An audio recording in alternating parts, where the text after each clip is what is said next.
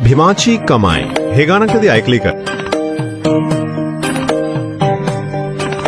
तुम्हाला या गाण्याचा खरा अर्थ माहितीये का? या ओळींच्या मागे दडलेली आहे बाबासाहेबांच्या आयुष्यातली एक वेदनादायक कहाणी. 26 नोव्हेंबर 1949. संविधान स्वीकारल्या गेल्याच्या दिवशी बाबासाहेब निवांत सोफ्यावर बसले होते. ते आनंदाने हसलेही आणि रडलेही. शंकरानंद शास्त्रींनी हे पाहून विचारलं, काय झालं? बाबासाहेब म्हणाले, आज मी माझं ध्येय पूर्ण केलंय, पण यासाठी काय गमावलंय त्याची आठवण झाली. बाबासाहेबांना त्यांचा लहान मुलगा राजरत्न आठवला. औषधोपचारासाठी पैशाअभावी त्यांचा लाडका मुलगा तापाने मरण पावला.